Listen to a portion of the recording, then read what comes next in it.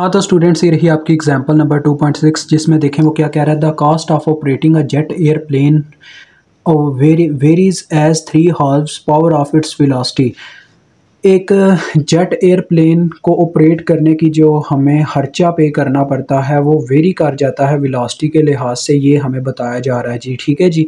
तो वो कॉस्ट का जो फार्मूला है बच्चों देखो उन्होंने आगे इसको प्रेजेंट भी किया हुआ है कि CO इज इक्वल टू के एन वेलोसिटी टाइम्स ऑफ 3/2। ठीक है, के आगे उसने बताया ये क्या क्या चीज़ें हैं। ठीक है, वो कहता है कि where N is a trip length in miles, यानी कि आपके ट्रिप की लेंथ कितनी है मील्स के लिहाज से, ये एन इस चीज़ को प्रेजेंट कर रहा है। ठीक है जी, यानी कि मैंने जाना है कह लें कि यहाँ मतलब कि कह लो कराची से जाना है लाहौर तक, तो वो कितना फासला होगा उस लिहाज से वो मील का ट्रिप बनेगा, उस लिहाज से मतलब कि एन यहाँ पे प्रेजेंट कर रहा है। ठीक है, कि एक कांस्टेंट ऑफ प्रोपोर्शनैलिटी है। ठीक है जी, ताकि उसके बाद जो वी है वो वेलोसिटी है, वो माइल्स पर हार इसका यूनिट है। ठीक है बच्चों, इट इज़ नाउन डैट, यानी कि ये बच्चों बताया जा रहा है कि एट 400 मील्स पर हार, 400 मील पर हार के फासले से, यानी कि ये वेलोसिटी की बात की जा रही है। जब 400 मील्स पर हार की वेलोसिटी से हम क्या करते हैं, फासला इन्होंने बताया हुआ कितना फासला तय करते हैं। ठीक है बच्चों, इन्होंने बताया हुआ कि the average cost of operation is $300 per mile.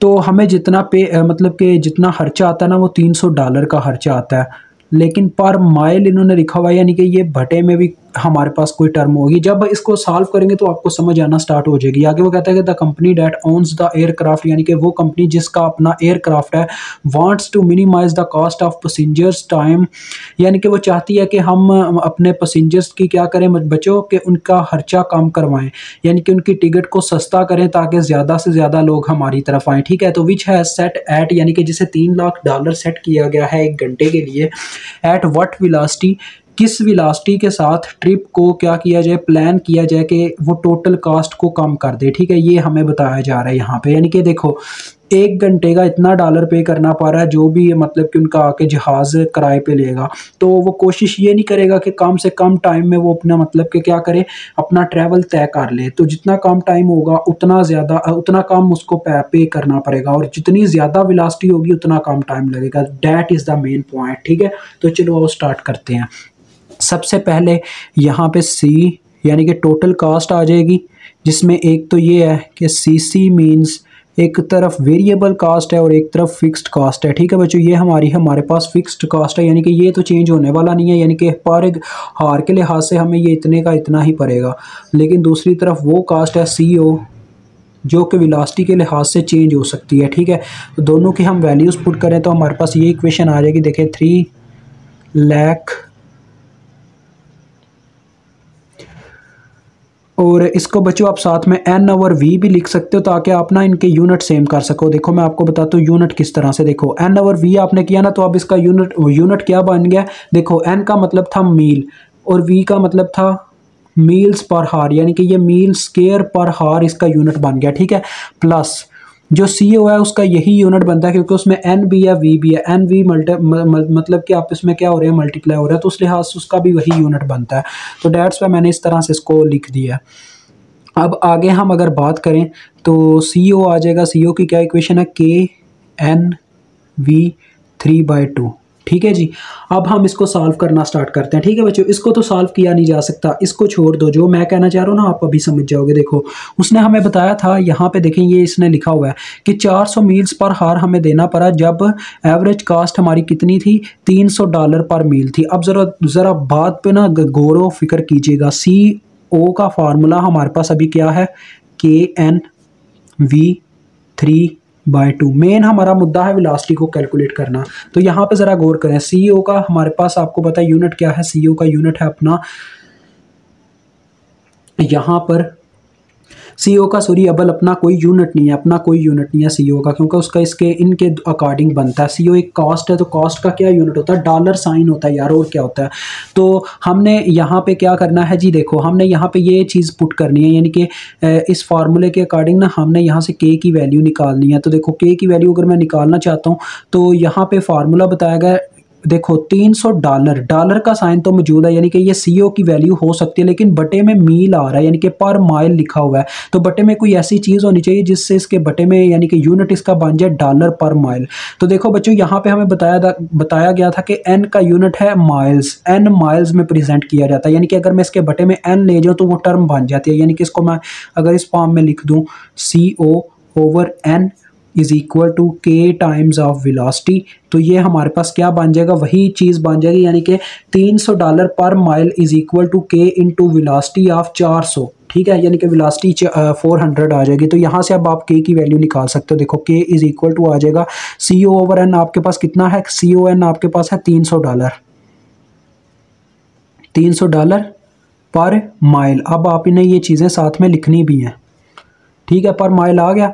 अब ये देखो वेलोसिटी जो है, जब ये दूसरी तरफ जाएगी तो दूसरी तरफ जाने के बाद आपको पता है बटे में डिवाइड होगी, तो बटे में डिवाइड हमने करवाना नहीं है, हमने उसको ऊपर ले आना। तो जब ऊपर लेके आएंगे तो आपको पता है ऊपर अगर आप नहीं भी लाना चाहते यार, अगर बटे में ही लिखना चाहते तो चलो बटे में लिख लेते हैं। देखें वेलोसिटी जब बटे में गई तो यहाँ पे हमारे पास इसका क्या आ गया, वेलोसिटी का वैल्यू इसके यहाँ पे पुट किया जाएगा। देखें वेलोसिटी यहाँ पे आ गई है V3/2, यहाँ पे बटे में आ चुका हुआ है। ठीक है, इसके साथ यहाँ पे बटे में ये वेलोसिटी उठ के आ गई हुई है। वेलोसिटी कितनी उसने बताई हुई है, ये देखें 400 माइल्स पर हावर। तो 400 माइल्स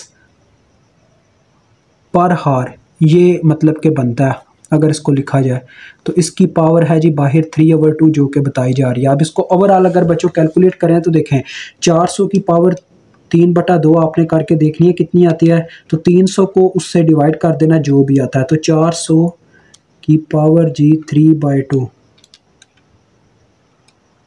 तो ये देखो बच्चों मेरे पास इतने डॉलर आ रहे हैं 0.0375। ये अब आपने यहाँ पे लिखना, देखें डॉलर 0.0375। आगे यूनिट्स भी मेंशन करने, देखें यूनिट्स के साथ क्या होगा, हार जो है ना बच्चों, हार की पावर आ जाएगी 3/2। हार यानी कि यूनिट्स के साथ भी ये वैसे ही ट्रीट करती हैं पावर्स वगैरह।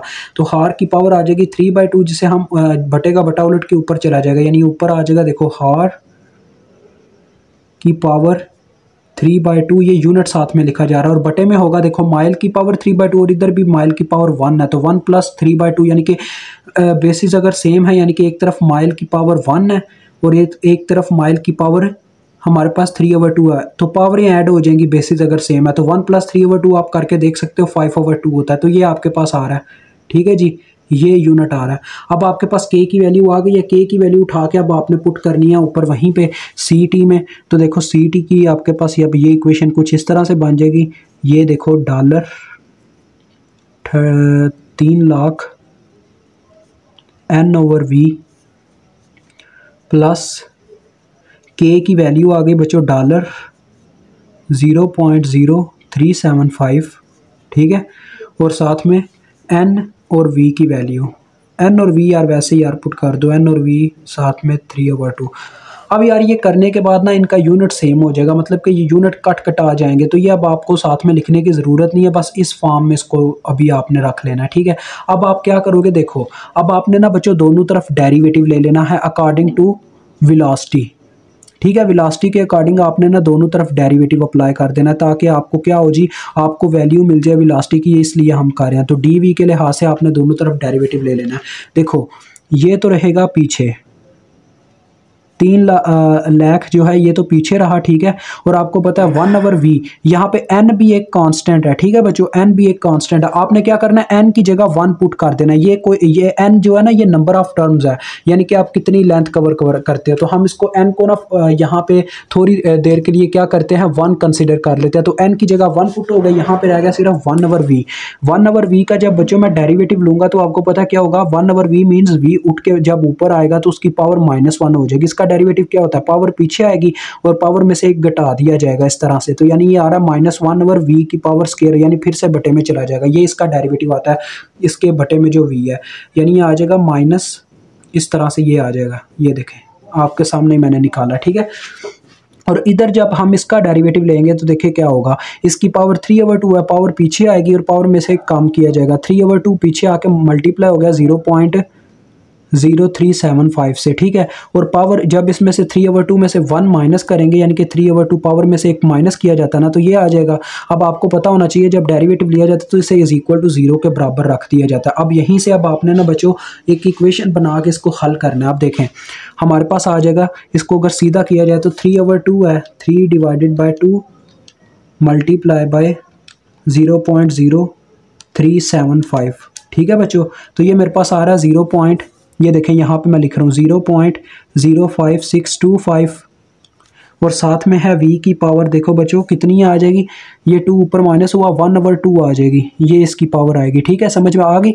और ये मेरे पास देखें क्या है माइनस, ये दूसरी तरफ चला जाएगा, ठीक है, ये उठ के इस 0 वाली साइड पे चला जाएगा, 3 लाख पॉजिटिव हो गया दूसरी जानब जाके, और बटे में वी स्केयर। अब क्या होगा देखो, वी स्केयर इधर आके मल्टीप्लाई हो जाएगा और ये उधर जाके डिवाइड हो जाएगा, यानी आ जाएगा देखो v 1/2 dot V square is equal to 3 lakh divided by 0.05625। और आपको पता है दोनों के साथ डॉलर था, इस तरह से डॉलर से कट जाएगा और यहाँ से आपको वेलोसिटी की वैल्यू मिलेगी। देखें वेलोसिटी की पावर बच्चों देखो बेसिस सेम होने से पावर फिर से ऐड होंगी, तो 2 + 1/2 कर लें, ठीक है, तो ये आता है 5/2। अब देखें इसकी पावर आ रही है बच्चों 5/2। यहाँ से भी बच्चे कंफ्यूज होते हैं कि ये कैसे अब हल किया जाएगा। मैं आपको बताता हूँ कैसे हल करना है, क्योंकि एक एक स्टेप बताना अब मेरा फ़र्ज़ है। तो 5625 ये बच्चों आ जाता है हमारे पास 5333333.333। अब देखो इसको पता अब आप कैसे हल करोगे, देखो वेलोसिटी की वैल्यू निकालने के लिए ना, अब आप यहीं पे देखो आप दोनों तरफ ना 2/5 पावर से मल्टीप्लाई करवा दोगे, इस तरह से दोनों तरफ 2/5 अप्लाई हो जाएगा। देखो यहाँ पे क्या होगा, 2 से गया, 5 से गया और v आ गया, और दूसरी तरफ इसको कैलकुलेटर पे इसकी पावर आपने 2/5 रख देनी है, ठीक है। इस तरह से देखो मेरा जो आंसर आया ना उसको मैं कहने लगा हूँ कि आंसर की पावर है जी, ये देखो 2/5, ये देखो मैंने इसको रखा ना तो उसने आंसर दे दिया 490 माइल्स पर हार आपने लिखना है यहाँ पे, ये इसका यूनिट है, ठीक है। जो उन्होंने शुरू में लिखा हुआ है ना कि वेलोसिटी माइल्स पर हार में है, तो ये आपने यहाँ पे भी वही मेंशन करना है, 68 माइल्स पर हार हमारा आंसर है, ठीक है जी। तो ये आपका आंसर आ गया, मुझे उम्मीद है आपको समझ आ गई होगी। खुदा हाफिज़।